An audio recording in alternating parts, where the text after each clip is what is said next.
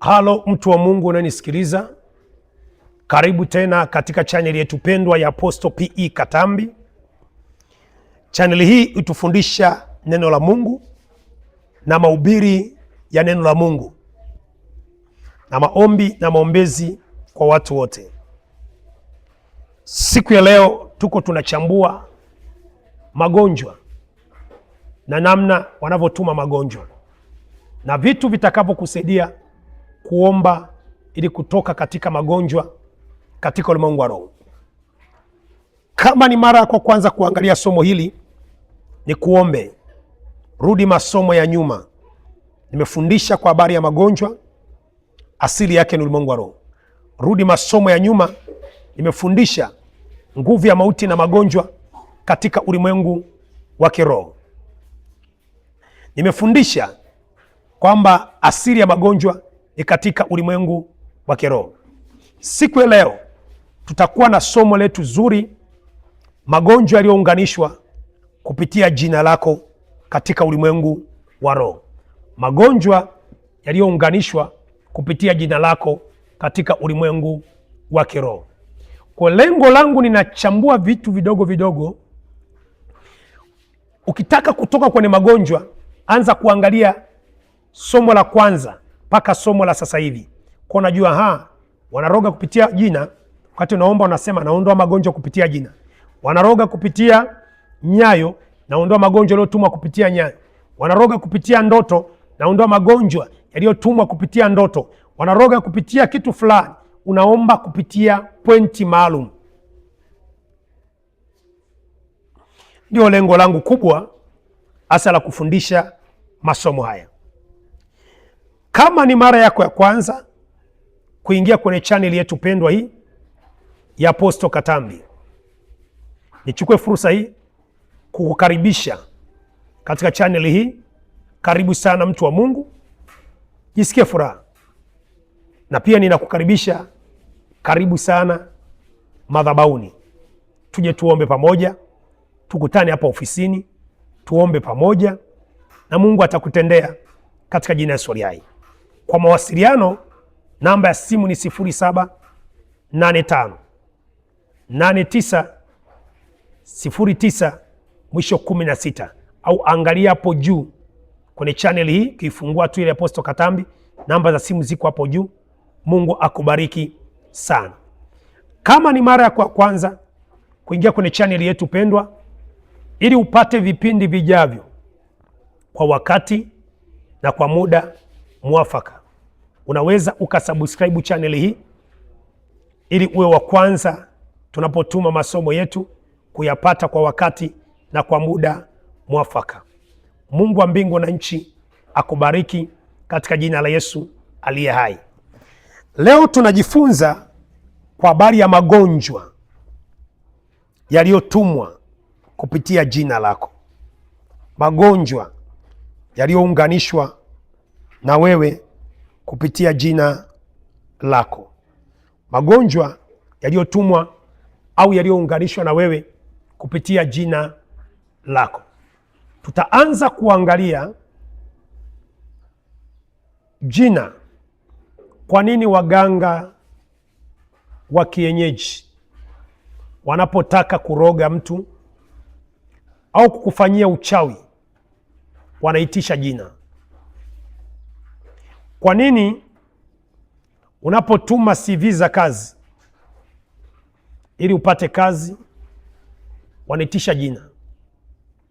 Kwa nini unapoenda shuleni wanaita jina fulani fulani, wanaita jina? Kwa nini unapoenda ofisini unasaini kwenye jina?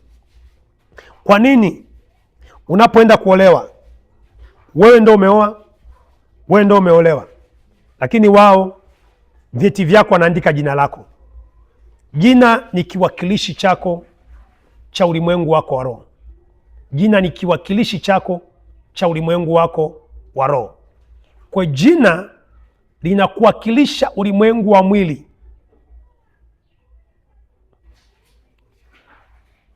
Linabeba ule utu wako ulimwengu wa roho. Linabeba heshima yako katika ulimwengu wa roho. linabeba ni mlango wako wa kiroho. Unaweza ukasema, mtumishi, unaongea nini? Kuna roho ambazo zinaweza kutembea kupitia majina. Okay, tutaanza kitabu kile cha Mwanzo. Mungu wakati anamuita Ibrahim, cha kwanza, Mungu alipomuita Ibrahimu alikuwa haitwi Ibrahimu, alikuwa mwanzo anaitwa Abraham. Mungu alipomuita akamwambia, kuanzia leo hautaitwa Abraham, utaitwa Ibrahim. Mke wake alikuwa anaitwa Sara, akamwambia, kuanzia leo hautaitwa Sarai, alikuwa anaitwa Sarai, akamwambia, kuanzia leo hautaitwa Sarai, utaitwa Sara. Mungu anataka kumbadilishia maisha Ibrahimu. Mungu anataka kumbadilishia maisha Ibrahimu.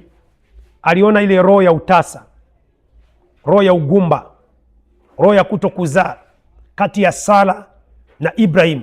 Sara na Ibrahim imebebwa katika jina, kati ya Sarai na Ibrahim imebebwa katika jina.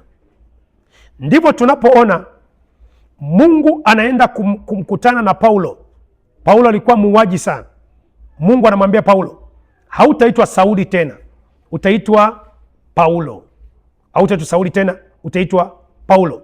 Lakini formula ile ile Mungu anakwenda kuibadilisha kwa mtu mmoja anaitwa Yabes. Wakati aliishi maisha ya shida sana, aliishi maisha ya tabu sana.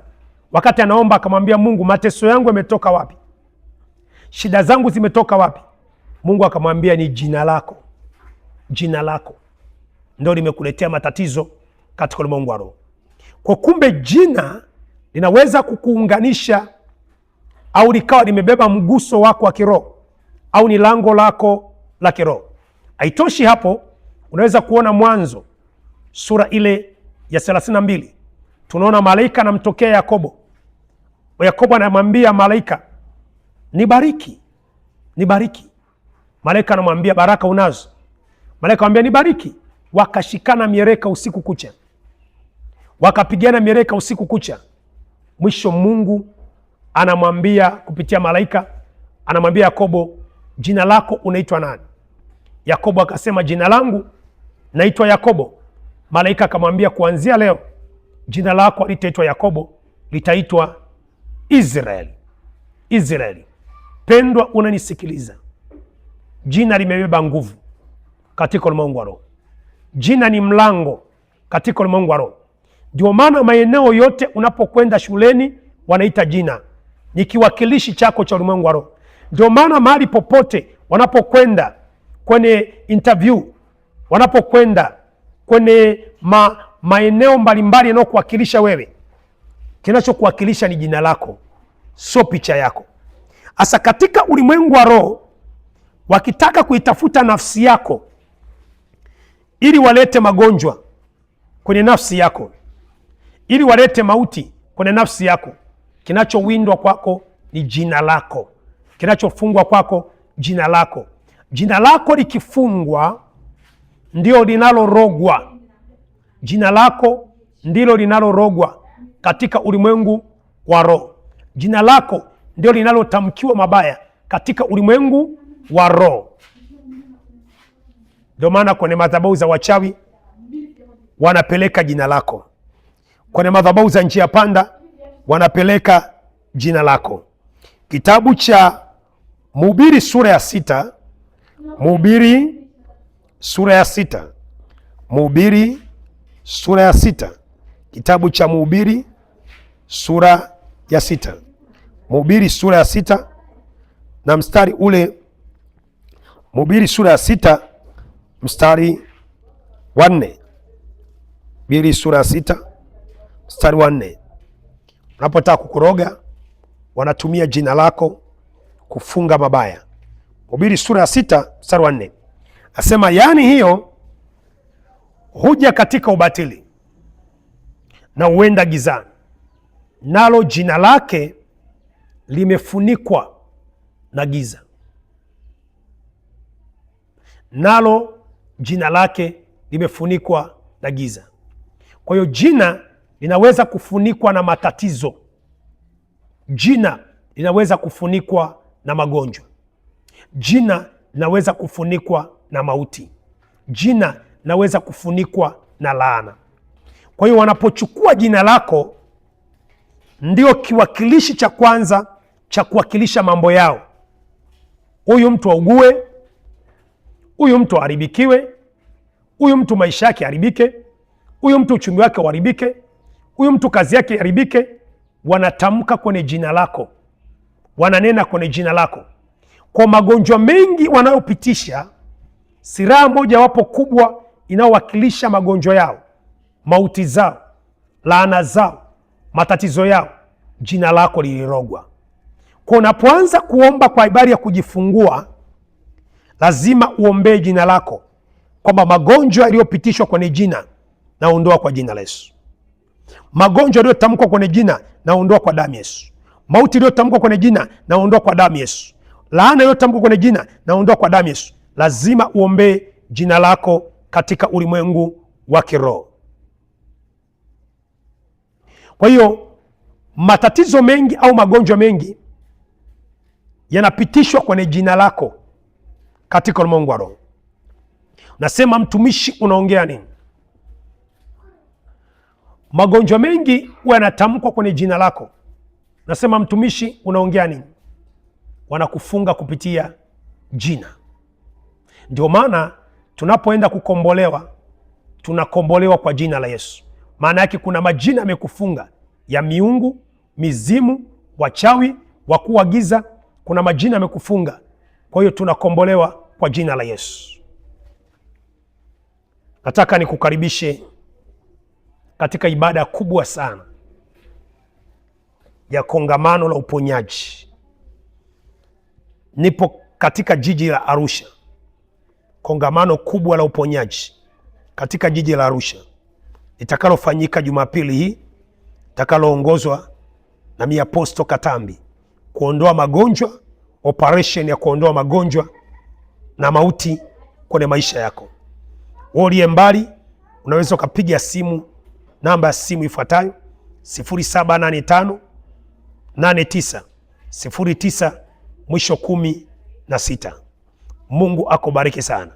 Kwa unatamani kutoa sadaka yako, kusapoti vipindi vya redio, kusapoti vipindi vya YouTube, kusapoti vipindi mbalimbali, wifi na kila kitu, unaweza kutuma sadaka yako kwenye namba ya simu ifuatayo 0785 89 09 mwisho 16.